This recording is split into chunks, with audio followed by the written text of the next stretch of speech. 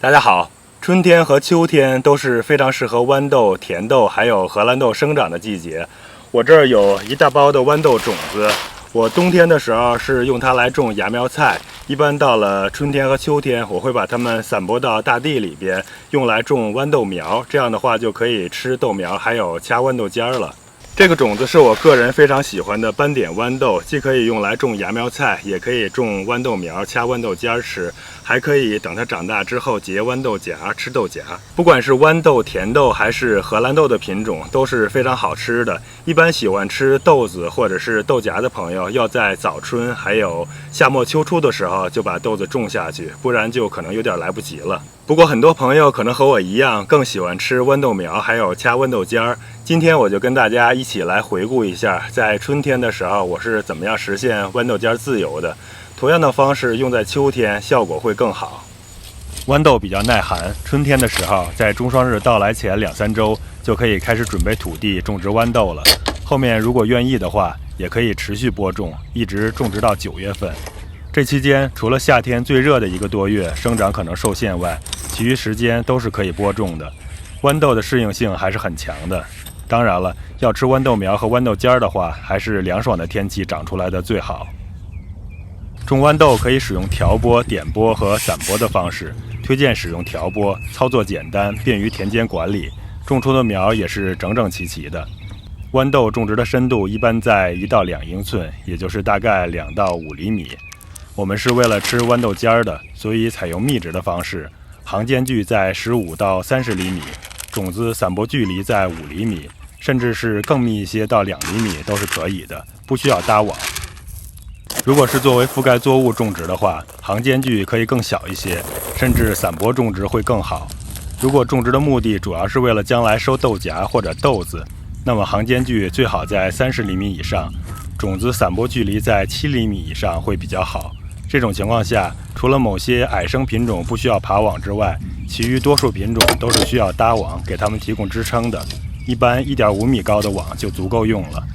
豌豆在播种前，提前把种子浸泡上8到12小时，捞出来，稍微晾干一下水分后播种，这样能显著地增加出苗率和出苗速度。当然，霜冻日之前播种的话，也可以不浸泡，直接播种，让种子自然感受温度和湿度的变化而萌芽，会更加安全一些。我一般在霜冻日过后都会选择把种子浸泡后晾干播种。豌豆喜欢 pH 值为7的中性土壤，而大部分蔬菜喜欢的土壤的 pH 值是在 6.5 到 6.8 之间，也就是微酸的土壤。所以我们在经常种蔬菜的菜地种豌豆或者其他豆类作物的时候，最好提前把土壤里面撒一些草木灰或者是菜园石灰，这样能中和一下土壤的 pH 值，更有利于豌豆的生长。当然，用了草木灰还有补充钾肥的功效，钾肥也是豌豆特别喜欢的。菜园石灰是能额外提供钙和矿物质的。豌豆喜欢氮磷钾齐全的复合肥，如果以收豆荚或者是豆子为主要目的，那可以用平衡肥作为底肥，将来追一次肥。追肥使用高磷钾低氮的复合肥，氮磷钾比例大致为50-10。如果以吃豌豆苗和豌豆尖为主要目的，那么可以使用高氮低磷钾的复合肥作为底肥以及追肥，比如我所使用的432的鸡粪肥，或者是533的有机复合肥，搂沟调播，均匀撒施就可以了。撒完底肥后，我一般就直接播种种子了。经常有朋友有疑问，说这样种子和肥在一起不会有问题吗？我多年的实践经验是，如果你用的是我这种发酵完全的、品质有保障的鸡粪肥和有机复合肥，那么完全不用担心，不会有任何问题的。我以前也有担心，也会再混合一遍土，但是实践几次之后发现完全没有必要多这么一道工序。后来的几年也都验证了我的这个发现。如果你不能确定你用的有机肥料品质和发酵情况，那么最好先小范围试验一下。如果你用的是化肥，那最好就是老老实实的和土混合好再播种吧。播种之后盖上一层土，然后轻轻压一压就行了。播种后根据气候情况选择等着下雨或者人工浇水。一般大量播种的话，选择在下雨前几天会节省很多的时间。一般情况下，播种后2周左右就会发芽。如果温度适宜、土壤湿润，并且浸泡过种子，那么也可能几天或者1周的时间就会发芽。发芽后保持土壤见干见湿的状态，稍微偏干一些是没问题的，不要偏湿，更不要过旱或者是过涝。豌豆苗长到10到15厘米的时候，就可以结合着中耕除草进行一次追肥了。方法是在行间搂沟，施入有机肥，然后用土埋上，之后浇水，这样既给小苗松了土、除了草，又补充了肥力，为豌豆的后续生长提供充足的养分。当豌豆苗长到20到30厘米的时候，就可以开始掐尖了。这个时候嫩芽长大了，但是还没有变老，适合掐尖。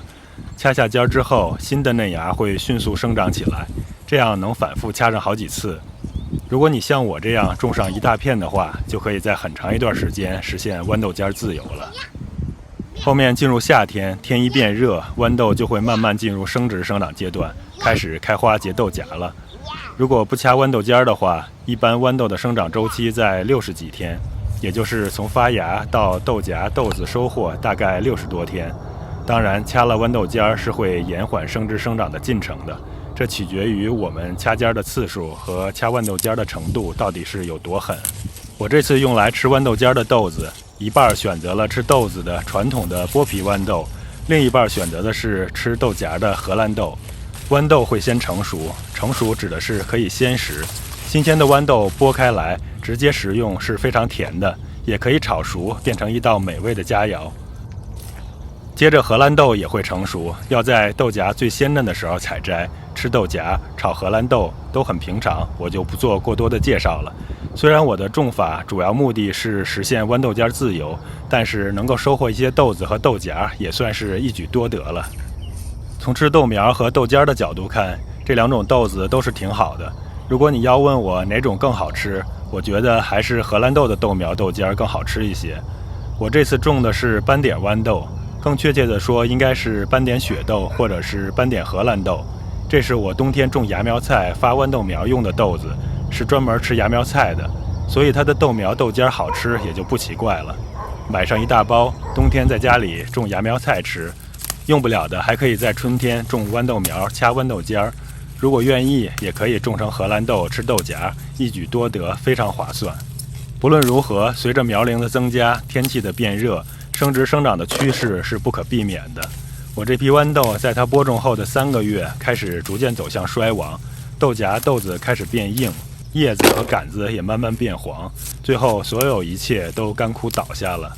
豌豆根部有根瘤菌，有固氮的作用，所以可以肥地，和其他豆类类似，越种土地越肥沃。另外，干枯的豆杆也是很好的覆盖作物，既可以像稻杆、麦杆那样铺在土上和植物周围，保湿保肥，防止水土流失，又可以翻到土里面，给土壤增加有机质，促进蚯蚓和微生物的繁殖，增加土壤活性。从豆子到豆苗，到长满嫩尖儿，再到开花结豆荚，接着豆子饱满变干，最后整株豆杆都枯黄倒下，变成土壤的覆盖物，而底下的根瘤菌也为土地增加着肥力。可以说，豌豆的浑身都是宝。秋天到了，我们又种了大批的豌豆。这批豌豆是用水浸泡过之后播种的。这些豌豆的主要作用是用来做覆盖作物的，顺便也能毫无顾忌地采收豌豆尖来吃。秋天天气凉爽，豌豆尖叶片厚实脆嫩，味道也更加鲜美。不管是清炒还是烧汤，都是绝等的美味佳肴。我们每年都有2次机会，分别在春天和秋天实现豌豆尖自由，豆苗还有豆尖放开了吃，最后还能收获一点点豆荚还有豆子。豆类本身就有固氮的能力，能够为土壤增加肥力，枯掉的豆杆还能够覆盖在土壤的表面，能够防治杂草，保土保湿，吸引蚯蚓，还能够促进菌群和微生物的繁殖，增加土壤的活性。所以这些豆子春天和夏末秋初的时候一定要种上一些，好吃好种，产量高，护土增肥，防杂草。